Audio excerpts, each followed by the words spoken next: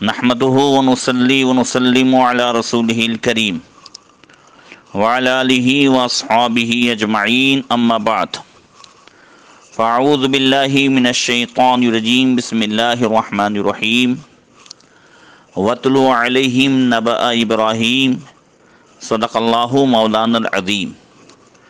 درود شریف پڑھیں، اللہم صلی علی سیدنا مولانا محمد معدن جود والکرم وآلہ وصحبہ وبارک وسلم۔ محترم سامعین، درس تفسیر میں حضرت سیدنا ابراہیم خلیل اللہ علی نبینا علیہ الصلوۃ والتسلیم کا تذکرہ چل رہا ہے، اور آج ساتھ ہی انشاءاللہ تعالی آپ کے صاحبزادے حضرت سیدنا اسماعیل ذبیح اللہ علی نبینا علیہ الصلوۃ والتسلیم کا بھی ذکر انشاءاللہ تعالی ہوگا۔ گزشتہ کل کے درس میں آپ نے یہ سماعت کیا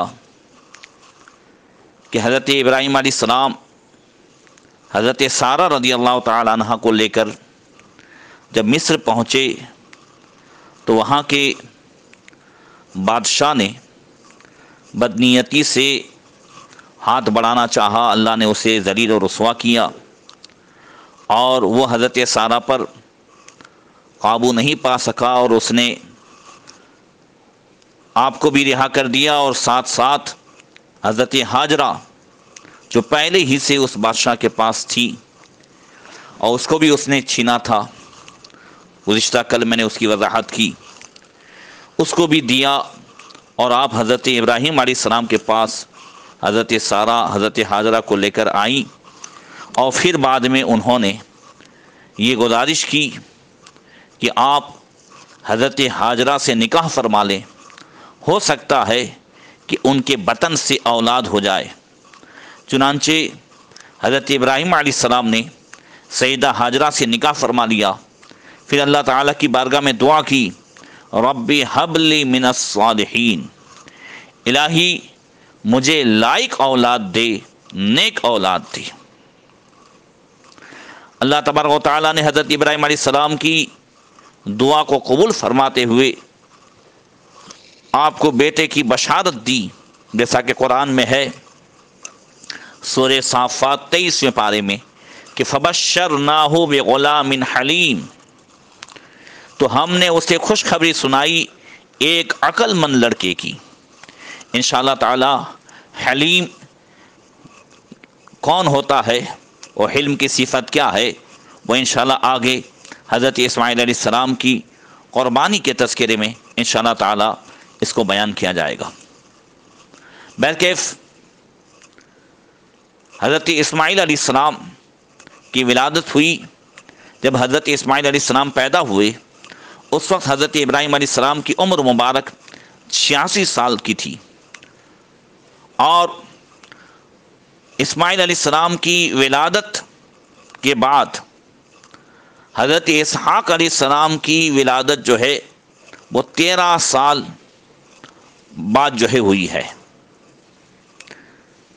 اس حساب سے حضرت اسحاق علیہ السلام کی ولادت کے وقت حضرت ابراہیم علیہ السلام کی عمر مبارک 99 سال تھی۔ اسحاق علیہ السلام حضرت سارہ رضی اللہ تعالی عنہ کے بطن سے پیدا ہوئے اسماعیل علیہ السلام کی پیدائش کے 13 سال کے بعد۔ ادھر جب حضرت اسماعیل علیہ السلام کی ولادت ہوئی، حضرت سیدہ سارہ رضی اللہ تعالی عنہ کو رشک پیدا ہوا، اور انہوں نے حضرت ابراہیم علیہ السلام سے کہا کہ آپ حضرت ہاجرہ اور ان کے بیٹے اسماعیل کو میرے پاس سے جدا کر کے کہیں دور چھوڑ آئیے۔ ادھر اللہ تبارک و تعالیٰ کا حکم بھی آیا،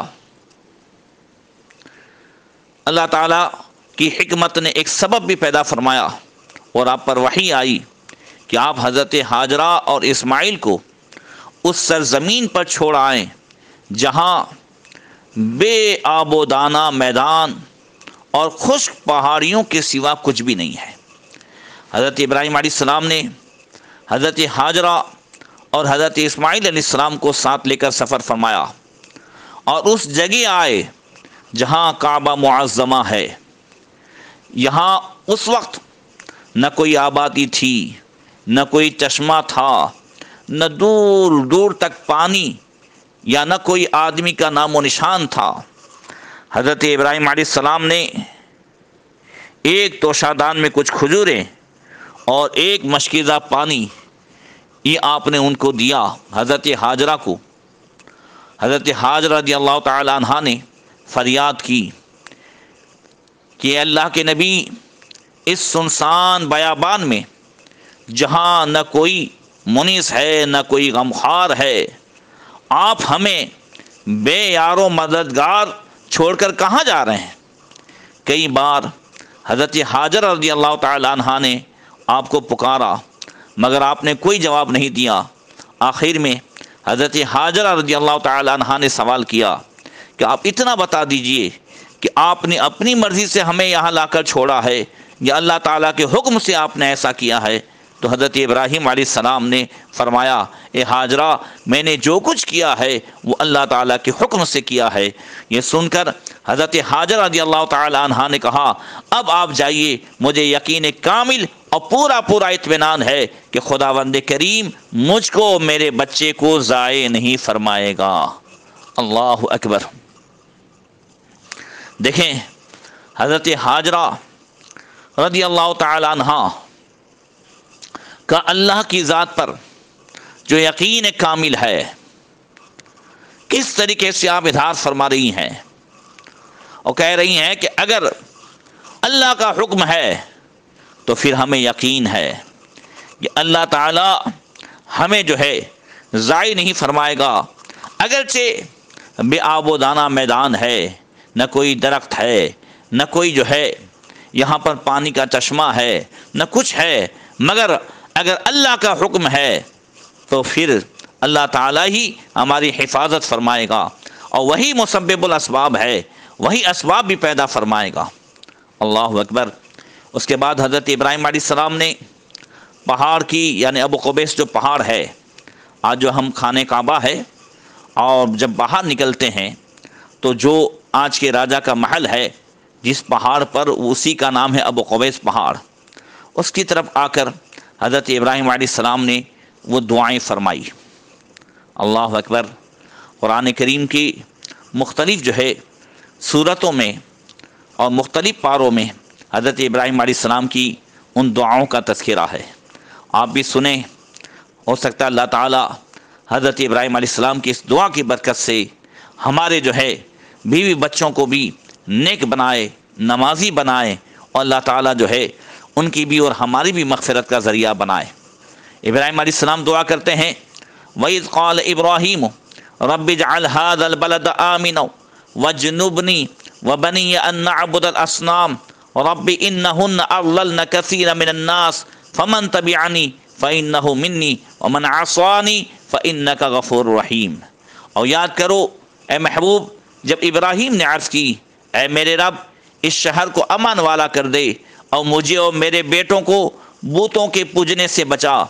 اے میرے رب، بے شک بتوں نے بہت لوگ بہکا دیے، تو جس نے میرا ساتھ دیا وہ تو میرا ہے، اور جس نے میرا کہا نہ مانا تو بے شک تم بخشنے والا مہربان ہے۔ آگے ابراہیم علیہ السلام دعا کرتے ہیں، ربنا انی اسکنت من ذریتی بواد غیر ذی زرع عند بیتک المحرم ربنا لیقیموا الصلاۃ فاجعل افئدة من الناس تہوی الیہم وارزقہم من الثمرات لعلہم یشکرون۔ اے میرے رب، میں نے اپنی کچھ اولاد ایک جو ہے وادی میں بسائی جس میں کھیتی نہیں ہوتی۔ کہاں بسائی؟ تیرے حرمت والے گھر کے پاس۔ کیوں بسائی؟ ربنا لیقیموا الصلاۃ، یہ ہمارے رب اس لیے کہ وہ نماز قائم رکھیں، تو لوگوں کے کچھ دل ان کی طرف مائل کر دے اور انہیں کچھ پھل کھانے کو دے، شاید وہ احسان مانے۔ آگے آپ نے دعا فرمائی، رب اجعلنی مقیم الصلاۃ ومن ذریتی ربنا وتقبل دعاء ربنا اغفر لی ولوالدی وللمؤمنین یوم یقوم الحساب۔ اے میرے رب، مجھے نماز کا قائم کرنے والا رکھ، اور کچھ میری اولاد کو، اے ہمارے رب، اور ہماری دعا سن لے، اے ہمارے رب مجھے بخش دے اور میرے ماں باپ کو اور سب مسلمانوں کو جس دن حساب قائم ہوگا۔ اللہ اکبر۔ حضرت ابراہیم علیہ السلام تو اس دعا کے بعد سیریا چلے گئے، ملک شام چلے گئے، مگر یہ دعا ابراہیم کو جو ہم دیکھتے ہیں، دعا کب مانگی حضرت ابراہیم علیہ السلام نے؟ یہ دعائیں پہلے پارے میں جو دعائیں ہیں وہ دعائیں حضرت ابراہیم علیہ السلام نے کعبہ شریف کی تعمیر کے بعد مانگی، مگر یہاں پر یہ جو دعائیں ہیں 13ویں پارے میں سورہ ابراہیم میں، یہ دعا حضرت ابراہیم علیہ السلام نے خاص جب حضرت ہاجرہ اور اسماعیل علی نبینا علیہ الصلوۃ والتسلیم کو جہاں وہاں چھوڑا، اور ان کو چھوڑ کر کے جب آپ سیریا کی طرف نکلے تو بالکل وہیں قریب میں جا کر آپ نے یہ دعائیں مانگی۔ آئیے اس دعا کو بھی دیکھیں۔ حضرت ابراہیم علیہ السلام نے اللہ تعالیٰ سے دو چیزیں طلب کی، ایک تو یہ کہ کچھ لوگوں کے دل اولاد ابراہیم کی طرف مائل ہوں، جیسا کہ کہا کہ فجعل افئدۃ من الناس تہوی الیہم، اے مولا کچھ لوگوں کے دل ان کی طرف مائل ہو جائیں، اور دوسرے ان لوگوں کو پھلوں کی روزی کھانے کو ملے۔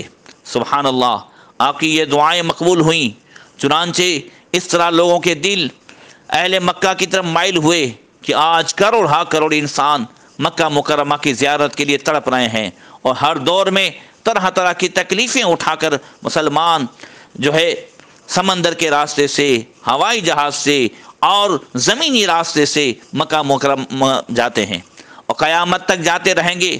اور مکہ والوں کی روزی میں پھلوں کی کثرت کا عالم یہ ہے کہ اس کے باوجود کہ شہر مکہ اور اس کے ارد گرد کہیں نہ کوئی کھیتی ہوتی ہے، نہ کوئی باغ باغیچہ ہے، مگر مکہ مکرمہ کی منڈیوں اور بازاروں میں اس کثرت سے قسم قسم کے پھل اور میوے ملتے ہیں، اللہ اکبر، جو دوسری جگہ نہیں ملتے۔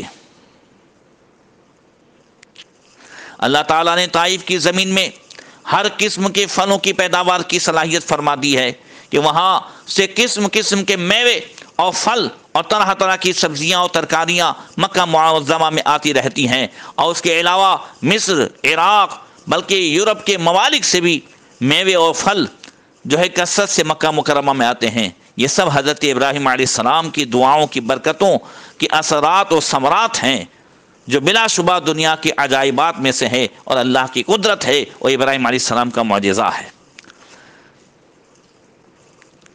حضرت حکیم الامت مفتی احمد یار خان صاحب نعیمی رحمۃ اللہ تعالی علیہ کچھ اس طرح بھی جو ہے ان دعاؤں کے بعد فرماتے ہیں کہ آپ نے ان دعاؤں میں جن چیزوں کا تذکرہ فرمایا، اے اللہ اس جنگل کو شہر بنا دے، شہر امن والا ہو، یہاں کے باشندوں کو روزی و پھل دے، ہماری اولاد سب کافی نہ ہو جائے، ہمیشہ کچھ مسلمان ضرور رہیں، اس مومن اولاد میں نبی آخر الزماں پیدا ہوں، جیسا کہ پہلے پارے کی دعاؤں میں آئے گا، لوگوں کے دل اس بستی کی طرف مائل فرما دے، یہ لوگ نماز قائم رکھیں۔ آج بھی دیکھ لیں یہ 7 دعائیں کیسی قبول ہوئی، وہاں آج تک مکہ شریف آباد ہے، آپ کی ساری اولاد کافی نہ ہوئی، یہ سب حضرت ابراہیم علیہ السلام کی دعا کا نتیجہ ہے۔ اور وہاں نہ کھیتی باڑی ہوتی ہے، نہ جو ہے اور کوئی پھل فروٹ ہوتا ہے، مگر حضرت ابراہیم علیہ السلام کی دعا اس طرح قبول فرمائی۔ حکیم الامت مفتی احمد یار خان صاحب نعیمی رحمۃ اللہ تعالی علیہ تفسیر نعیمی میں فرماتے ہیں کہ جب حضرت ابراہیم علیہ السلام نے یہ دعا فرمائی، یا اللہ یہاں قسم قسم کی پھلوں سے روزی دے، تو اللہ تعالیٰ نے حضرت سیدنا جبریل امین علی نبی علیہ الصلوۃ والتسلیم کو حکم دیا کہ وہ سیریا سے زمین کا ایک ٹکڑا حصہ اٹھائے اور کعبے کا طواف کرائے، اور مکہ شریف سے کچھ کلومیٹر دور، جیسا کہ تقریباً 100 کلومیٹر سے بھی زیادہ دور جو ہے طائف کا جو حصہ ہے، وہ طائف کا حصہ آپ فرماتے ہیں کہ وہ سیریا کی زمین کا حصہ ہے جو وہاں پر رکھا گیا ہے۔ اللہ اکبر. ورنہ دیکھیں کہ ارد گرد ہر طرف جو ہے یہ گرمی ہی گرمی ہے، ہر طرف ریتیلی زمین ہے، مگر طائف میں اللہ اکبر ایسا محسوس ہوتا ہے جیسا کہ ہم کشمیر میں چلے گئے. ہر طرف جو ہے اچھے اچھے پھل فروٹ ہیں، ہر طرف ہریالی ہے، ہر طرف سبز باغات ہیں.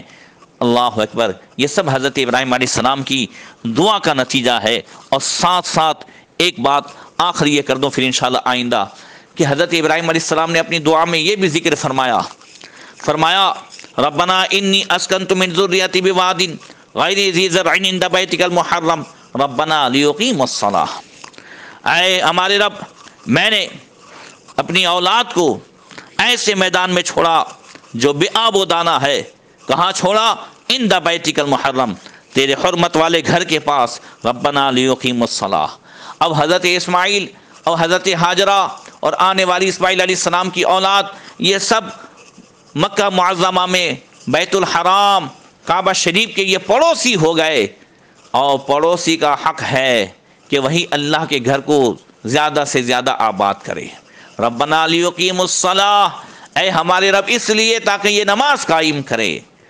اس لیے مسجدیں دیہات میں، شہر میں کئی جگہ مسجدیں بن جاتی ہیں. بنانے والے کوئی اور ہوتے ہیں، محنت کرنے والے کوئی اور ہوتے ہیں، مگر یاد رکھیے مسجد تو بنا دی جاتی ہے، اس کو آباد کرنا پڑوسیوں کا کام ہے. اب ایک ہمارے گھر کے ارد گرد اگر کوئی جو ہے پڑوسی آ جائے تو ہم اس پڑوسی کی اگر اس کا حق ادا کرے تو اللہ تعالیٰ اس کی برکت عطا فرماتا ہے. تو اگر اللہ کا گھر پڑوس میں ہے تو ہم اس کو آباد کریں. اور اس کی آبادی کیا ہے؟ اس کی آبادی یہ ہے کہ اس میں جا کر کے نمازیں پڑھیں. اللہ تبارک و تعالیٰ ضرور جو ہے یہ ہمارے بھی گھر میں برکت عطا فرمائے گا. اللہ کے رسول صلی اللہ علیہ وسلم نے ارشاد فرماتے ہیں کہ من الفہ المسجد الفہ اللہ، کہ جس نے مسجد سے محبت کی اللہ تبارک و تعالیٰ اس سے محبت فرماتا ہے. اور اللہ جس سے محبت فرماتا ہے اللہ تبارک و تعالیٰ کبھی اس کو جو ہے اس کے گھر کو ویران نہیں رہنے دے گا، کبھی اس کو جو ہے پریشان نہیں رہنے دے گا. اللہ تعالیٰ اس کی پریشانی کو دور فرمائے گا. اللہ تعالیٰ ہمیں عمل کی توفیق عطا فرمائے. قربانی کے مسائل میں سے ایک مسئلہ یہ بھی سماعت کریں کہ جس جانور کے بالکل دانت نہ ہوں اس کی قربانی بھی ناجائز ہے، اور جس جانور کے تھن کٹے ہوں یا سوکھے ہوں تو اس کی بھی قربانی ناجائز ہے. اب بکری میں اگر ایک تھن سوکھا ہوا ہو، سوکھ گیا ہو تو پھر اس کی ناجائز ہے. اور گائے بھینس میں اگر 2 تھن سوکھے ہوں تو پھر اس کی ناجائز ہے. اگر گائے بھینس میں 1 تھن سوکھا ہوا ہو تو اس کی جائز ہے. ان مسائل کا خیال رکھیں. اللہ تبارک و تعالی ہم سب کو ماہ ذی الحجہ کی برکتوں سے مالا مال فرمائے، اور اللہ تبارک و تعالی ہمیں مسائل کے ساتھ قربانی کرنے اور اس کے فیض و برکات سے مالا مال ہونے کی توفیق عطا فرمائے. السلام علیکم ورحمۃ اللہ وبرکاتہ.